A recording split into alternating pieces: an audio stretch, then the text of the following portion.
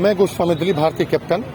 अभी हम सभी बिहार उत्तर प्रदेश पूर्वांचल सेवा समिति खेड़ी पुल छठ घाट स्थल पे हम खड़े हैं। जैसा कि आप देख रहे हैं, बहुत ही सुंदर और भव्य नज़ारा यहाँ पर तैयार किया जा रहा है। अभी हमारे इस छठ पूजा स्थल को जोरदार तरीके से सजाने की तैयारी चल रही है। इसी बीच हमारे बीच आपने सुना होगा कि दीपावली की रात को बबन राय जी की हत्या कर दी गई है पीट करके। उनके सुपुत्र न्याय के मांग के लिए हमारे घाट तक पहुंचे हैं, जिनका नाम है विनोद राय जी। जी, आप क्या चाहते हैं? सर, हम पे दबाव डाल रहे हैं सब लोग और हमारी कोई सुनवाई नहीं हो रही साहब। हम लोग को जितने पूर्वांचल वासी हैं, हम सबसे निवेदन कर रहे हैं कि आप लोग हमारा साथ दीजिए। छठ घाट के दरबार पे आए हैं इसलिए ताकि हमारे पिताजी को न्याय मिल सके। हमारी जान का खतरा है साहब, कभी भी हमारे ऊपर अटैक हो सकता है। हम लोग ये चाहते हैं कि हमारा सब लोग न्याय करवाएं। हमारे मुलजिमों को जो भी हमारे घर पे अटैक किए, हमारे पिताजी की हत्या किए, उनको फांसी के फंदे तक पहुंचाए, कड़ी से कड़ी सजा दिलवाए। हम यही विश्वास मान के अपनी छठ मैया के पास आए हैं। इस बार हम छठ तो नहीं कर पा रहे क्योंकि हमारे घर में मौत हो गई है साहब दिवाली की रात को, और पुलिस कोई कार्रवाई नहीं की। जितने हम नेता हम हमारे घर पे आए, हम चाय पानी किया, उनका स्वागत किया, हमने वोट भी दिया, लेकिन आज वो हमें पहचानने से इनकार कर रहे हैं साहब। जिनको वोट दिया, वो वोट से आपके जीते भी हैं, सुनने में आया भी हैं सर। अच्छा, लेकिन आज आपको सुनने नहीं आ रहे से जीते हैं सर। हमने नहीं, आप सुनने में आप इसी हमारे खेड़ी पुल छठ घाट पे पूजा करने आते थे। मैं समझ सकता हूँ कि जिसके पिता की मौत हुई है वो भला छठ पूजा कैसे करेगा, लेकिन फिर भी है आप अपने आंसू की धारा बहाते हुए इस घाट पर आए हैं। ये छठ माता का दरबार है। छठ माता सबका न्याय करती है, देर या सवेर न्याय तो करती है। आपके आंसू को देख के दर्द और पीड़ा मुझे भी हो रही है, और हमारे पूर्वांचल समाज के हमारे राकेश जी भी यहाँ उपस्थित हैं इनके मदद करने के लिए। राकेश जी, क्या उनकी कैसी मदद करनी चाहिए कि प्रशासन कोई भी सहयोग नहीं कर रहा? कुछ नहीं कर रही है तो कोई बात नहीं, करेगी, प्रशासन भी करेगी। हम सभी लोग मिलके इनकी मदद करेंगे। अब हमारा एक छठ पूजा है 2 दिन का जी, 2 दिन बाद हम इनके साथ लग करके इनकी पूरी तरह मदद करेंगे। देखिए, हमारे बीच विनोद राय जी हैं। राकेश जी ने बहुत अच्छा किया कि ये बात कही है।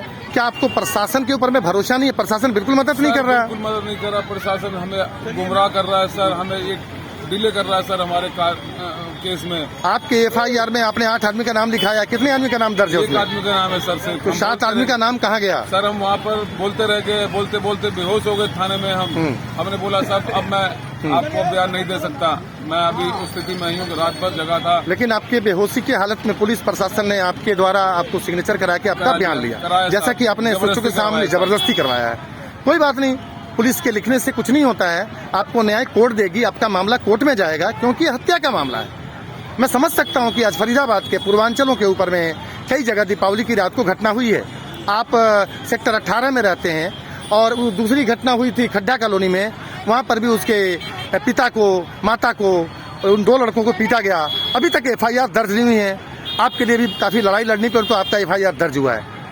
तो आप क्या चाहते हैं? आप सर, मैं ये चाहता हूँ कि जितने हमारे पूर्वांचल के लोग हैं, ये नया केस नहीं है सर। ये कितने केस तो दबा दिए गए, अब तक उभरा ही नहीं है।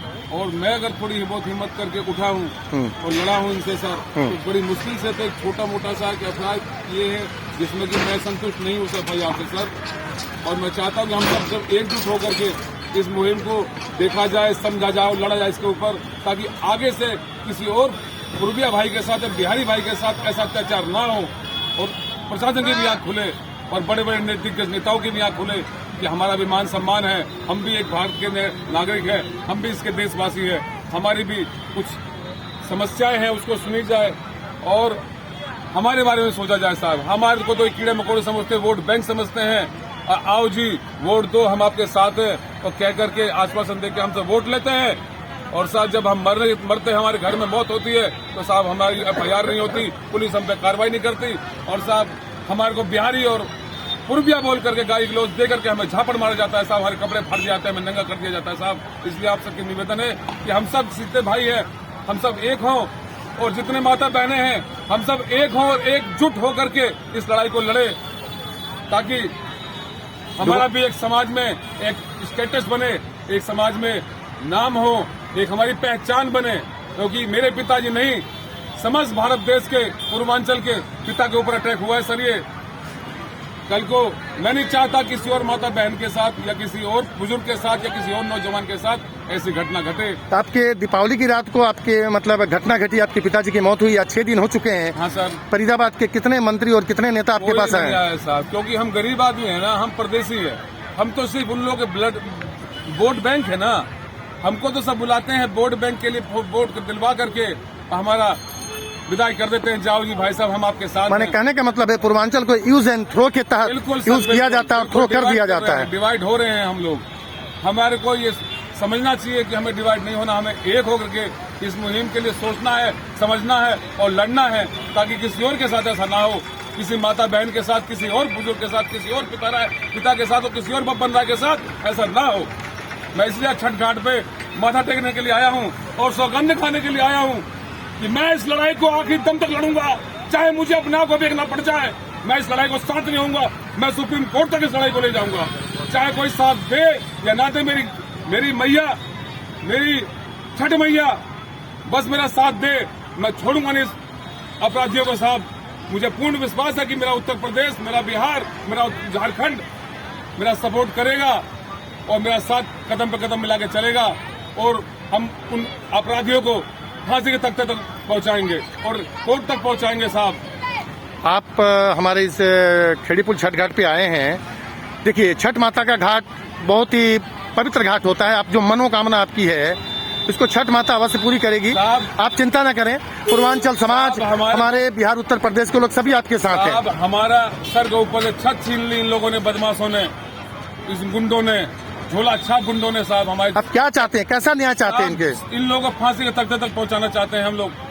सिर्फ मैं चाहता हूं कि इनको कोर्ट के सामने फांसी के तख्ते तक पहुंचाया जाए। किस धारा के तहत इनको फांसी दिलाना चाहते हो? लगनी चाहिए साहब इसके ऊपर। और हम पे भी हम लोगों ने हमला किया, हमारे घर में लूटपाट करने की रणनीति बना रखी थी, हमें पूरे परिवार को जान से मारने की रणनीति बना रखी थी इन्होंने साहब, और पूरा बम पटाखे गोले फेंक रहे थे ताकि सरकार की नजरों में, पुलिस की नजरों में और जनता की नजरों में यह कि कोई पटाखा विस्फोट हुआ और ये पूरे घर जल के स्वाहा हो गया, खत्म हो गया। कई घटना होने के बाद मैं देखा हूँ लेना चाहते हैं साहब ये लोग। पूर्वांचल के कई लोगों ने अपने मकान पर लिखा कि मेरा मकान बिकाऊ है। मैं भी लिखूंगा सर, मैं भी उसी स्टेज पे खड़ा हूँ साहब। मुझे भी लगता है कि अपना, मैंने पहले भी बोला है सरकार से कि मुझे लगता है कि मुझे छोड़ कर जाना पड़ेगा अपना घर। आपने क्या किसी विधायक या किसी सांसद, किसी मंत्री को याद नहीं किया आज संकट में मुझे आप मदद करें? सबको बोला है मैंने कि साहब हमारा न्याय करवा दो, हमारे को न्याय दिलवाओ। हमारे पिताजी इस दुनिया में नहीं रहे, उनकी हत्या कर दी गई है, लेकिन साहब किसी कान में जू नहीं लगती, कोई नहीं सुनता, क्योंकि हम पूरब के निवासी हैं, पूर्विया हैं, हम लोग बिहारी हैं, इसलिए हमारी कोई नहीं सुनता साहब। यही किसी लोकल के साथ होता ना तो सब के सब इकट्ठे रहते, क्योंकि वो मजबूत आदमी है, पैसा वाले हैं, अमीर है। हम मजदूर हैं सर, किसान के बेटे हैं, हमारे पिताजी किसान थे, मजदूर थे, इसलिए हमें कोई नहीं पूछता सर। आप कितने सालों से फरीदाबाद में रहे, कितने साल हो गए? हमारे कम से कम 40-45 साल तो हमारे हो गए सर। और आपका अपना मकान बना हुआ है? अपना मकान बना है सर, उसको बड़ी मेहनत से हमने बनाया है साहब। और वो मकान जो बदमाश तत्व के लोग हैं, जो गुंडे तत्व के लोग हैं, उनको हमारा मकान उनकी आंखों में खटक रहा है। वो चाहते हैं कि ये मकान कब्जा कर लिया जाए। ये हैं कितने आदमी? सिर्फ 2 आदमी हैं, इनके पिताजी और ये पिताजी की हत्या करी दी है। अकेला आदमी करेगा। FIR में नाम है उनका? नहीं है सर। कोई बात नहीं, आप FIR होने के बाद भी दोबारा भी FIR होता है, कम्प्लीमेंट्री FIR होती है, आप कोर्ट में जाएंगे, जज आदेश करेंगे। ना ही हमारे पास इतनी पावर है, ना ही हमारे पास ताकत है। ये हमारी बात को समझ रहे हैं सर। सबसे बड़ा पावर छठ माता घाट पर है। छठ माता आपके शक्ति देंगी, पूर्वांचल आपके साथ हैं, मैं आपके साथ हूं, और फरीदाबाद के तमाम जितने भी घाट हैं मैं आपके साथ चलने के लिए तैयार हूं। जितने भी फरीदाबाद के घाट हैं सभी समाज आपके साथ रहेगा। आपकी लड़ाई कंधा से कंधा मिला के लड़ेंगे, चाहे सुप्रीम कोर्ट तक जाना पड़े। आपको निराश हताश होने की जरूरत है नहीं है, आपको न्याय दिला कर रहेंगे। जय हिंद, जय भारत।